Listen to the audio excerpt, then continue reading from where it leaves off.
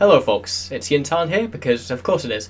Who else did you really expect? And today, as you might have guessed from the title, we're going to be covering the continuation of the Drifter event, and possibly more importantly, what CCP has hinted at is coming next. Now, in my last video on Tuesday, I noted that the Drifters seem to have stopped spawning, having not come online after Monday or Tuesday. It seems as though this was an attempt to hotfix a lot of the bugs that I commented on in my last episode, as on Wednesday, the Drifters returned to Null-sec. This time, the behaviour that had caused them to attack well beyond the 300km lock limit of player ships had seemingly ceased, and the groups spawning were now much smaller, consisting of 3 ships in most cases. This means that the Drifters weren't able to break through the damage caps of structures, even with their previously demonstrated ability to ignore it, due to the DPS of these groups being slightly below that. These fixes also came with a large amount of changes in behaviour and spawning patterns as well, with the Drifters now seemingly prioritising warping to combat and ore anomalies over attacking structures. And this, combined with their ability to near instantly lock and tackle down targets that they then find in these anomalies, as well as applying roughly 5000 DPS per spawned group, led to a massacre of typical PvE ships, including carriers and even rorquals. My personal favourite loss page to look over during this was the Tech 3 Cruiser page on the Vigilant Tyrannos Corp killboard, as it's unpolluted by their kills in Abyssal Space, which is even more active than K-Space, and as you can see, nearly an entire page of these subcapitals were wiped out by NPCs over the day of July the 4th, in total leaving nearly 90 billion destroyed in both ships and modules. Not to mention, as losing a Tech 3 costs you skill points, by my estimation, this means that the Drifters were able to remove 11.5 million skill points from the game in a single day, which is quite the impressive achievement, one must admit. Unfortunately, these spawns seem to continue to not seemingly remember any timers, as mentioned in the last episode, but with more rolls of the dice, the random chance of them choosing to turn up to final timers began to actually occur, with them being on the kill mails of both an Astra its final timer and an Athenor as it was anchoring. However, in both cases they were only able to kill undefended structures with the help of players. The spawning patterns of these NPCs were also seemingly adjusted, as I mentioned earlier, no longer being limited to a few systems in a region, but being able to spawn in any chosen system within that region, although it does seem to be somewhat weighted towards areas with high activity. Ultimately, like last time, trying to figure out the formula is most likely a waste of time, however, so I won't go too much deeper into it. In addition to the adjustments of where they can spawn, we also saw changes in when they can spawn, with attacks coming around the clock at intervals that only seem to decrease with time. At their peak, multiple sources have confirmed that you would on average have less than 2 minutes after clearing one spawn to have to clear another in your space, and I'd like to thank Sort Dragon for giving me this screenshot of his pingbot, which shows the incredible frequency of attacks across his space, which led to almost 200 timers being generated in a 24-hour period, despite attempts to fight them back by the player coalition. And it didn't seem to just be large groups that were complaining about this, as seen by R4D104CTV3's post on Reddit about it from the perspective of my former home in Providence, as you can see here, which contained the conclusion, "At this point they seem to just be a minor nuisance rather than accomplishing anything. I'm looking forward to seeing what CCP's endgame is here. If this is all this is, I'll be very disappointed." But with that noted, in order to find out how these larger groups adapted to the change, however, I spoke to Dirk Statile, an Imperium FC who was on the front lines of defending against the Drifter attacks by manning structures. So, Dirk, what is the core of the complaint with NPCs attacking structures versus players attacking structures? I know a lot of people have analogized this with player invasions, or even non-consensual PvP. Some have even referred to this as non-consensual PvE. But what's your opinion on that? It is non-consensual PvE, because if you don't turn up to defend your structures against these drifters, against these NPCs, against this environmental behavior, you run the risk of losing your structure. We haven't seen drifters turning up directly for reinforcement timers at this point. It very much has seemed as if they manage to turn up for an armor timer, it's by luck or more than skill. But yeah, it's that situation where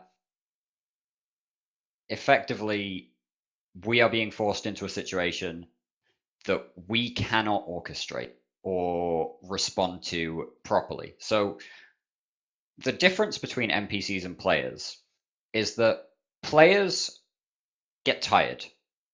Players can be spoken to, players can be reasoned with in some situations, but the main thing is that players get tired eventually. They have to take a break, they have to stop. And this could just be an 8-hour break while they go get some sleep.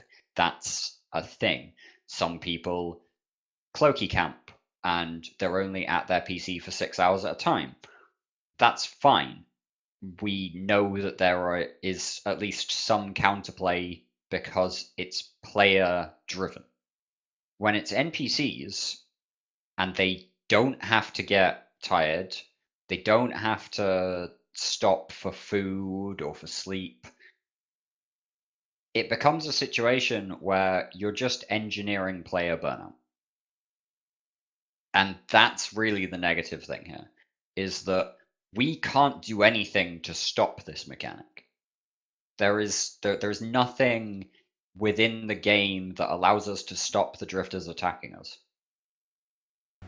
One of the most popular opinions of what this mechanic is intended to do, at least from what I've read, is that it's supposed to force larger empires to reduce their Sov or Citadel footprint. Do you think that the mechanics as they currently sit would encourage that? No. In the same way that I don't believe Aegis Sov was designed to bring empires closer in. It was designed to make sure that you had to live in your space and actively defend your space. And that's what it did after a while. You saw World War B, the casino or whatever you want to call it, force the Imperium to contract down. And now we only really have a Sov footprint in regions. Aegis Sov did that. The drifters aren't forcing us to condense. The drifters are forcing us to learn how Citadel mechanics work on a more intimate basis. But I think there's something to be said there about the fact that smaller entities under these consistent drifter attacks will not be able to live in Null-sec in the same way as the larger empires will. This directly hurts, the 100-person alliance that's decided that they want to live in Scalding Pass, and they've put down some Astra houses, maybe a couple of Fortizars. They're just starting to get their capital ships, and they don't have the people available around the clock that groups like Legacy or the Imperium or even Dead Coalition do. So I think it does force people to condense, but I think it forces people to condense in a bad way because the only groups that can consistently and reliably defend their space will be those larger empires with the super capital umbrellas, with the deep bench to be able to defend their structures. So, one of the biggest changes of this past week is that the drifters now warp to anomalies and attack players directly. What impact has this had in Delve specifically? It's had an impact in terms of sending or propelling people into larger ships. It's very difficult for the drifters to kill a supercarrier in the space of time that we can respond to. It's fairly easy for the drifters, but not impossible for them to kill. It's very easy for them to kill standard carriers in combat anomalies before we can respond, but it's not impossible for us to respond and save our guys in carriers. And for anybody in a subcapital ship, they are effectively just being annihilated. The warping of drifters to combat anomalies, them aggressing, the drifters are very, very powerful. They do effectively one-shot things like Vexa Navy issues and Myrmidons. So it's kind of forcing people into the larger ships that are more difficult to kill for both the NPCs and for players, because it's very difficult to kill a supercarrier with a 3-man gang, whereas you can kill a Vex and Avi issue with a 3-man gang in fairly short order. At some point on Friday, however, it seems that the drifters were once again adjusted, now spawning much less frequently. However, it's not to say that they don't remain a threat towards players in Null-sec, especially those who prefer their PvE AFK, as one can see from the veritable swarm of VNIs and healers still feeding away on Saturday. It seems that the drifters will not be the only threat to Null-sec in the near future, however, as CCP announced, first via a lore video and then for the first time so far in this event in Null-sec, an out-of-character blog which revealed their plans to institute a Blackout in Null-sec. It's worth noting for people who aren't used to CCP's terminology that delayed mode means people do not appear in local unless they choose to speak, as I know that confused a few people.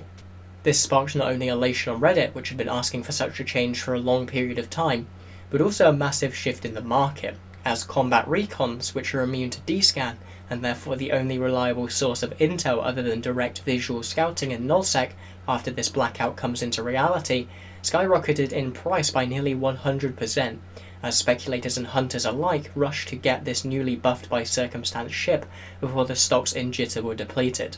Now, the invasion expansion hasn't just impacted Null-sec, however, as not only have Triglavian Incursions added some of the first Scrammer and web rats on gates that we've seen in high-sec since the original Incursion expansion in 2010, which has one of the best EVE trailers of all time if you haven't seen it. But we've also seen a vast new array of PvE content in the systems affected by these incursions, with the world boss equivalent of the previous Sancha Incursion mothership being the World Ark, which has already been forced to retreat multiple times.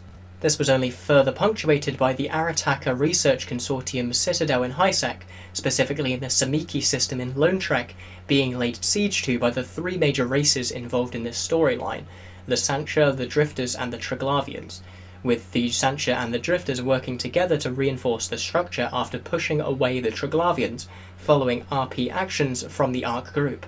The most interesting part of the Triglavian content in high-sec that we can also assume applies to the Drifter content in Null-sec is that the incursions seem to escalate in high-sec every Wednesday, and this is a pattern that we've seen repeated in Null-sec, with the Drifters having major behaviour updates every Wednesday as well. So, given that I'm putting this out on a Tuesday, expect things to be very different if you log in on Wednesday.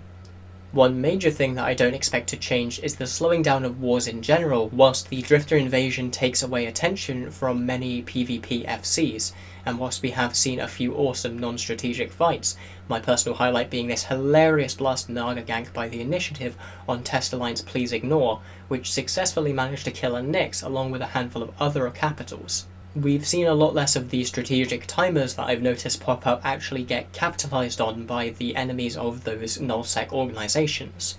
This was highlighted in Villy's update to Test a fortnight prior, in which he mentioned his discussions with Fraternity to pause their ongoing conflict in order to focus on defending against the Drifters, although this seems to have fallen by the wayside after the pauses in Drifter spawning that we've seen so far. More prominently, and less to do with the Drifters, is PanFam's decision to adopt a more Imperium-esque model, concentrating their forces and most importantly their supercapital umbrella within the geographically dense region of Malpais, which will allow them to defend Rorquals, ratting supercarriers, and other heavy economic driving assets within a wider array of systems than under their previous operational system. What this signals, to me at least, is a ceding of the 2 regions in the north that were previously held under PanFam's influence, Tenal and Tribute, to those who are now claiming control of them. Of particular note here are the incredibly small alliances which have taken hold of previous PanFam territory, such as Sector 7 and Arcos Core. It seems likely that they have advanced into the region with the Imperium's blessing, but it remains to be seen if they have both the protection of the Imperium, or if they'll be able to hold on to the space that they currently own in the long term, and I'll try and keep you updated on that. With all of that covered, it's time to wrap up with a final engagement of note, moving away from high-sec and null-sec into the venerable Amar Minmatar faction warfare zone in low-sec, where the even more venerable force of the area, Ushra Khan, with Smile and Wave and their allies on the Minmatar Galante side, squared off against a coalition of Amar Kaldari forces aided by the null-sec coalition of Wrecking Crew, as they laid siege to Ushra Khan's staging citadel in Kamela, leading to a bloody fight in which the defending Minmatar forces stood tall at the end. proving once again that whilst faction warfare's mechanics might be particularly stagnant and more than a little outdated, having been implemented far before Citadels and therefore involving a large degree of NPC station control and bonuses, as long as people have a way to fight, they often will. I'd like to take this moment to note that if any wormholers end up experiencing any particularly noteworthy fights and are willing to provide me details of who to contact, I would love to be able to bring some attention to that content as well, given the chance, so that everyone can know that there's more to EVE than just K-Space. Alright, well, with all that said, it's time to get to the final and brand new section of the episode, where I answer a question put by the audience members like yourself down in the comments below. So if you want a chance of having your question answered, just put it in the comments and I'll be picking out one at random for each video that I do. And for this episode, I'm going to be answering a question from Casey Patterson, who asks, what #1 tip would you have for aspiring FCs? And that's actually a really good question because it's one I actually get asked a lot, so I'm glad I'm able to be putting this out in a video. And it's actually another place where I differ from the norm. I know a lot of people will actually say, just go out there and do it, get stuck in, and learn by failure. But I don't actually think that's that's the best way even. It is a good way to learn if you really want to, but it's not the best way to start to feel comfortable in FCing, because you're often, as a very new FC, not going to understand what you did wrong in order to lose a fight. So I'd really suggest to newer or aspiring FCs to go and try doing support roles in the command structure. And specifically the role I'd really suggest is scouting. And that's because scouting is an area of the game where you can see what your FC is seeing effectively and see what decisions they're making with the information you're giving them, to be able to understand why they're engaging, how they're engaging, what decisions they're trying to make, what engagements they're trying to get, and all that sort of thing will help you understand both how regular fleets in the metagame interact with one another, what your FC wants to fight, what your FC doesn't want to fight. But more than that, it'll also just give you practice in speaking on comms and being confident with that as well. And speaking with confidence is actually a really important part of being an FC from what I've experienced. Anyway, I hope that helps, and as I said before, if you want a chance for your own question to be answered, just throw it down in the comments below. It's been lovely talking to you all, and until next time, fly smart.